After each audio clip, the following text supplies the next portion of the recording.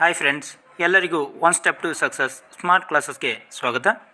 ನೋಡಿ ಫ್ರೆಂಡ್ಸ್, ಇಂದಿರಾ ಗಾಂಧಿ ಅಭಿವೃದ್ಧಿ ನಿಗಮದಿಂದ UPSC ಪೂರ್ವಭಾವಿ ತರಬೇತಿಗೆ SC/ST ಅಭ್ಯರ್ಥಿಗಳಿಗೆ ಅರ್ಜಿಯನ್ನು ಆಹ್ವಾನಿಸಲಾಗಿತ್ತು.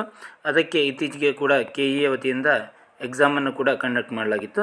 ಅದಕ್ಕೆ ಸಂಬಂಧಪಟ್ಟಂತೆ ಮಾರ್ಕ್ಸ್ ಲಿಸ್ಟ್ ಕೂಡ ಬಿಡುಗಡೆ ಮಾಡಲಾಗಿದೆ. KEA ಮಾರ್ಕ್ಸ್ ಲಿಸ್ಟನ್ನು ಕೂಡ ಬಿಡುಗಡೆ ಮಾಡಿದೆ. ಹೌದಾ, ಅದರಲ್ಲಿ ಎಷ್ಟು ಜನ ಅರ್ಜಿ ಹಾಕಿದ್ರು ಮತ್ತು ಎಷ್ಟು ಜನ ಎಕ್ಸಾಮನ್ನು ಬರೆದಿದ್ರು, ಅದರ ಜೊತೆಗೆ ಕಟ್ ಆಫ್ ಯಾವ ರೀತಿ ಇರುತ್ತೆ, ಹಿಂದಿನ ಕಟ್ ಆಫ್ ಹೆಂಗಿತ್ತು ಅನ್ನೋದ್ರ ಬಗ್ಗೆ ಅನಲೈಸಿಸ್ ಮಾಡ್ತಾ ಬರೋಣ. ನೋಡಿ, ಟೋಟಲ್ ಒಟ್ಟು 600 ಹುದ್ದೆಗಳಿದ್ದು, ಅಂದರೆ 600 ಪೋಸ್ಟ್ಗೆ ಇವರು ಪೂರ್ವಭಾವಿ ತರಬೇತಿಯನ್ನು 600 ಅಭ್ಯರ್ಥಿಗಳಿಗೆ ನೀಡುತ್ತಾರೆ. ಅದರಲ್ಲಿ SC 400 ಅಭ್ಯರ್ಥಿಗಳು, ST 200 ಅಭ್ಯರ್ಥಿಗಳಿಗೆ ಇವರು ಏನು ಮಾಡ್ತಾರೆ, ಪೂರ್ವಭಾವಿ ತರಬೇತಿಯನ್ನು ನೀಡ್ತಾರೆ. ಇದರಲ್ಲಿ ಯಾವ ರೀತಿ ಕ್ಯಾಟಗರಿ ವೈಸ್ ಬರ್ತಾವಪ್ಪ ಅಂದರೆ, ಒಂದು ಹಾಸ್ಟೆಲ್ ಅಭ್ಯರ್ಥಿಗಳು ಅದು ಬರುತ್ತೆ, ಇನ್ನೊಂದು GM ಮೇಲ್ GM ಅಂತ ಬರುತ್ತೆ, ಇನ್ನೊಂದು ಅಂದರೆ ವಸತಿ ಶಾಲೆಗಳ ಅಭ್ಯರ್ಥಿಯತೆ ಬರುತ್ತೆ, ನೆಕ್ಸ್ಟ್ ವುಮೆನ್ಸ್ ಅಂತೇಳಿ ಈ ರೀತಿ ಕ್ಯಾಟಗರಿ ಆಗ್ತವೆ. ಓಕೆನಾ, ಈ ರೀತಿ ಕ್ಯಾಟಗರಿ ಬೇಸ್ ಮೇಲೆ ಕಟ್ ಆಫ್ ನಿಂದಿರುತ್ತೆ. ಓಕೆನಾ, ಅರ್ಜಿ ಸಲ್ಲಿಸಿದವ್ರು ನೋಡ್ತಾ ಬರೋದಾದರೆ 14,827 ಮಂದಿ ಅರ್ಜಿಯನ್ನು ಸಲ್ಲಿಸಿದ್ದಾರೆ. ಪರೀಕ್ಷೆಗೆ ಎಷ್ಟು ಜನ ಹಾಜರಾಗಿದ್ರು ಅಂದರೆ 10,678 ಮಂದಿ ಹಾಜರಾಗಿದ್ದರು. ಹಾಗಾದರೆ ಈ ಹಾಜರಾದವರ ಪೈಕಿ ಒಂದು ಹುದ್ದೆಗೆ 18 ಅಭ್ಯರ್ಥಿಗಳ ಫೈಟ್. ಎಷ್ಟು? 18. ಓಕೆನಾ, ಇಲ್ಲಿ ನೋಡಿ, ನಾನು ನಿನ್ನೆ ಮಾರ್ಕ್ಸ್ ಲಿಸ್ಟನ್ನು ನೋಡಿದೆ. ಆ ಮಾರ್ಕ್ಸ್ ಲಿಸ್ಟ್ ಪ್ರಕಾರ ಯಾವ ರೀತಿ ಎಷ್ಟೆಷ್ಟು ಜನ ಯಾವ್ಯಾವ ರೀತಿ ಮಾರ್ಕ್ಸ್ ತೊಗೊಂಡಾರ ಅನ್ನೋದ್ರ ಬಗ್ಗೆ ನೋಡಿದೆ. ಈ ರೀತಿಯಾಗಿ ನೋಡಿದಾಗ 70+ ಅಂದರೆ 70 ಅಥವಾ 70ಕ್ಕಿಂತ ಹೆಚ್ಚು ತೊಗೊಂಡವ್ರು ಎಷ್ಟು ಜನಪ್ಪ ಅಂದರೆ 14 ಜನ ಅದಾರೆ. ಎಷ್ಟು ಜನ ಅದಾರ? 14 ಜನ. ಅದೇ ರೀತಿಯಾಗಿ 60ರಿಂದ 70ರೊಳಗೆ ಯಾರ್ಯಾರು ಅದಾರಪ್ಪ ಅಂದರೆ 375 ಜನ 60ರಿಂದ 70ರೊಳಗೆ ಅದಾರ. ನೆಕ್ಸ್ಟ್ 56ರಿಂದ 60ರೊಳಗಿರೋರು 582 ಜನ ಅದಾರ. ಎಷ್ಟು ಜನ? 582 ಜನ ಅದಾರ. ಇವರು 56ರಿಂದ 60ರೊಳಗೆ ಅದಾರ. ಓಕೆನಾ, ಈ ರೀತಿಯಾಗಿ ಮಾರ್ಕ್ಸ್ಗಳನ್ನು ತೊಗೊಂಡಾರ. ನಾವು ಇವಾಗ ಈ ಬೇಸಿಸ್ ಮೇಲೆ ನೋಡ್ತಾ ಬರೋದಾದರೆ ಮತ್ತು ಹಿಂದಿನ ಪ್ರೀವಿಯಸ್ ಇಯರ್ ಕಟ್ ಆಫ್ಗಳನ್ನು ನೋಡ್ತಾ ಬರೋದಾದರೆ ಯಾವ ರೀತಿ ಕಟ್ ಆಫ್ ಹೋಗ್ಬೋದು ನೋಡೋಣ.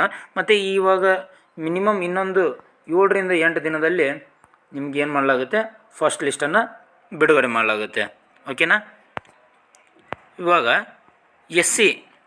SC ಮೇಲ್ ಅಭ್ಯರ್ಥಿಗಳನ್ನು ಡೈರೆಕ್ಟ್ GM ಅಭ್ಯರ್ಥಿಗಳನ್ನು ನೋಡ್ತಾ ಬರೋದಾದರೆ GM ಅಭ್ಯರ್ಥಿಗಳು 61 ಯಾರ್ಯಾರ್ದಾಗಿರ್ತೈತಲ್ಲ 61 to 62 GM ಅಭ್ಯರ್ಥಿಗಳು 61 to 62 ತನ ಅಥವಾ 61+ ಯಾರ್ಯಾರು ಮಾಡಿರಲ್ಲ ಅವ್ರದ್ದು GMನಲ್ಲಿ ಕುಂದಿರುವಂಥ ಸಾಧ್ಯತೆ ಇದೆ.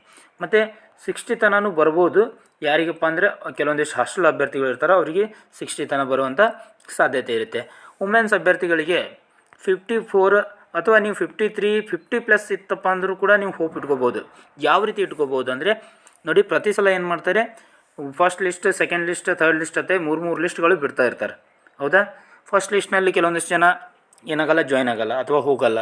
ಅವರಿಗೆ ಬಿಟ್ಟು ನೆಕ್ಸ್ಟ್ ಸೆಕೆಂಡ್ ಲಿಸ್ಟ್ ಕರೀತಾರೆ, ಸೆಕೆಂಡ್ ಲಿಸ್ಟ್ ನಂತರ ಥರ್ಡ್ ಲಿಸ್ಟ್ ಅಂತ ಕರೀತಾರೆ. ಹೋದ ಸಲ ಥರ್ಡ್ ಲಿಸ್ಟ್ SC ವುಮೆನ್ಸ್ ಅಭ್ಯರ್ಥಿಗಳಿಗೆ ಏನಾಗಿತ್ತಪ್ಪ ಅಂದರೆ ಟೋಟಲಿಯಾಗಿ ಹೇಳಬೇಕಂದ್ರೆ 51ಕ್ಕೆ ಕಟ್ ಆಫ್ ನಿಂತಿತ್ತು. ಎಷ್ಟಕ್ಕೆ ನಿಂತಿತ್ತು? 51ಕ್ಕೆ ನಿಂತಿತ್ತು SC ವುಮೆನ್ ಅಭ್ಯರ್ಥಿಗಳಿಗೆ. ಹೌದಾ, ಅದೇ ರೀತಿಯಾಗಿ ವಸತಿ ಶಾಲೆಗಳ ಅಭ್ಯರ್ಥಿಗಳು 55+ ತೊಗೊಂಡಿದ್ರಪ್ಪ ಅಂದರೆ ನಿಮ್ಮ ಸೆಲೆಕ್ಷನ್ ಆಗುವಂಥ ಸಾಧ್ಯತೆ ಇರ್ತೈತಿ. ಓಕೆನಾ, ಇಲ್ಲಿ ST ಅಭ್ಯರ್ಥಿಗಳ ಬಗ್ಗೆ ನೋಡ್ತಾ ಬರೋದಾದರೆ ಅಷ್ಟು ಎಕ್ಸಾಕ್ಟಾಗಿ ಹೇಳಕ್ಕೆ ಬರ್ತಾಯಿಲ್ಲ ST ಅಭ್ಯರ್ಥಿಗಳಿಗೆ. ಯಾಕಪ್ಪ ಅಂದರೆ ಅದರಲ್ಲಿ ಕೆಲವೊಂದಿಷ್ಟು ಈಗೇನು ನಾವು ನೋಡ್ತೀವಲ್ಲ, ಅದರಲ್ಲಿ SC ಅಭ್ಯರ್ಥಿಗಳು ಎಷ್ಟು, ST ಅಭ್ಯರ್ಥಿಗಳು ಎಷ್ಟು ಅನ್ನೋದನ್ನು ಎಕ್ಸಾಕ್ಟಾಗಿ ನೋಡೋಕ್ಕಾಗ್ತಾಯಿಲ್ಲ. ಆದರೆ ಒಂದು ಹೋಪ್ ಇಟ್ಕೊಳ್ಳಿ, 60+ ಯಾರ್ಯಾರಾಗಿದೆಯಲ್ಲ ಮೇಲ್ ಅಭ್ಯರ್ಥಿಗಳು ಅವ್ರದ್ದು ಸೆಲೆಕ್ಷನ್ ಆಗುವಂಥ ಸಾಧ್ಯತೆ ಇದೆ. ನೆಕ್ಸ್ಟ್ ಫಿಮೇಲ್ ಅಭ್ಯರ್ಥಿಗಳು 54 ಬರ್ತೈತಲ್ಲ, ಅವ್ರದ್ದು ಸಾಧ್ಯತೆ ಇದೆ ಸೆಲೆಕ್ಷನ್ ಆಗೋದು. ನೆಕ್ಸ್ಟ್ ಸೆಕೆಂಡ್ ಥರ್ಡ್ ಲಿಸ್ಟ್ನಲ್ಲಿ 50+ ಆದವ್ರದ್ದು ಕೂಡ ಸೆಲೆಕ್ಷನ್ ಆಗುವಂಥ ಸಾಧ್ಯತೆ ಇರುತ್ತೆ. ಸೆಕೆಂಡ್ ಥರ್ಡ್ ಲಿಸ್ಟ್ ನೀವು 50+ ಇವು ಫಿಮೇಲ್ ಅಭ್ಯರ್ಥಿಗಳಿಗೆ ಹೇಳ್ತಾ ಇರೋದು. ಮೇಲ್ ಅಭ್ಯರ್ಥಿಗಳು 58+ ಆದವರು ಕೂಡ ಓಪನ್ ಇಟ್ಕೋಬೋದು. ಯಾವಾಗ? ಸೆಕೆಂಡ್ ಮತ್ತು ಥರ್ಡ್ ಲಿಸ್ಟ್ ಬಿಡುವ ಟೈಮ್ನಲ್ಲಿ. ಇದಿಷ್ಟೇನಾಗಿತ್ತಪ್ಪ ಅಂದರೆ free coaching cut off analysis ಆಗಿತ್ತು. ಇದೇ ರೀತಿಯಾಗಿ ಇನ್ನಿತರ ತರಗತಿಯಾಗಿ ನಮ್ಮ ಚಾನಲನ್ನು ಸಬ್ಸ್ಕ್ರೈಬ್ ಮಾಡ್ಕೊಳ್ಳಿ. ಧನ್ಯವಾದಗಳು.